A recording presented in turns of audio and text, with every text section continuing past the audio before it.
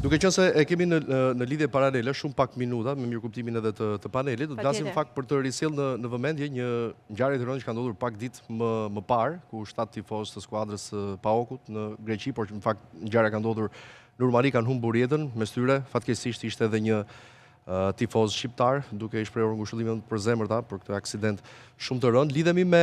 kolegun tonë në Greqi, Edmond Guri. Mirëmbrëma, Edmond, faleminderit. E di që është vonë aty edhe për më tepër dhe fundjavë, kështu që faleminderit për praninë tuaj. Si e ka përcjell shtypi grek këtë ngjarje të rëndë dhe deri ku ka arritur në mënyrë që le të themi ato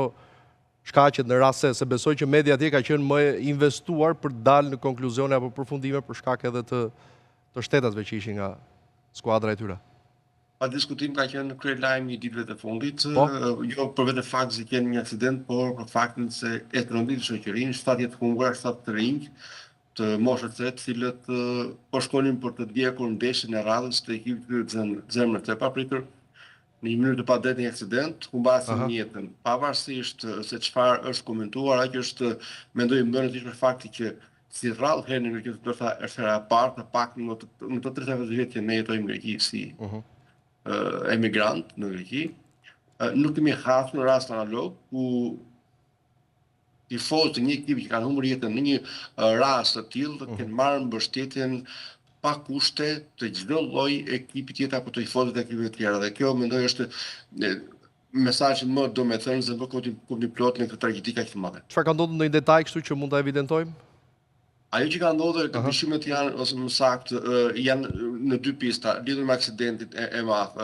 ose një defekt, një avari në sistemin e timonit, pasi duke qenë një makinë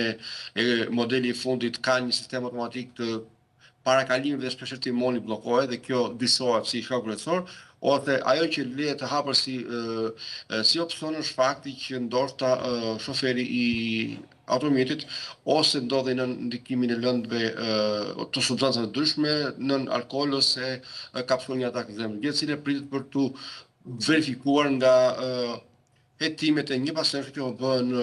Rumani dhe që po ndiqet me intensitet shumë të lartë nga Greqia, ku që në momentin e parë ambasada greke në Rumani ka qenë në ngjarje, ka ofruar ndihmë, vetë shteti grek ka qenë thuajse në gatishmëri duke ofruar 2 avion ushtarak dhe ka transportuar 3 të lënduarit në Greqi, pra ka një vëmendje shumë të shtuar për zbardhjen e gjithë dinamikës. Nga ana tjetër, vlen të thotë fakti që përfaqësuesit e ekipit të Leonit kanë përcjellë ata ngushëllimet e tyre familjarëve dhe ekipit të PAOK-ut.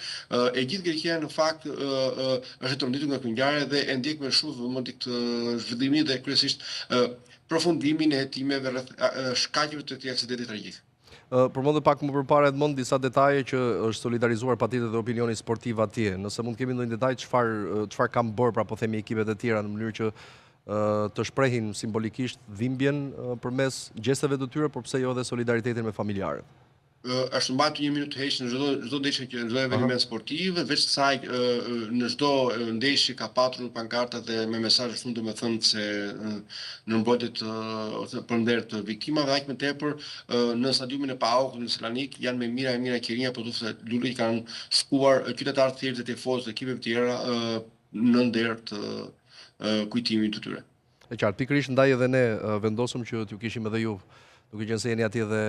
e keni më nga afër, po themi, realitetin edhe të asaj se çfarë përcjell mendja atje Edmond. Faleminderit shumë për detajin që na përcolle. Ishte kënaqësi. Faleminderit. Kënaqësi edhe për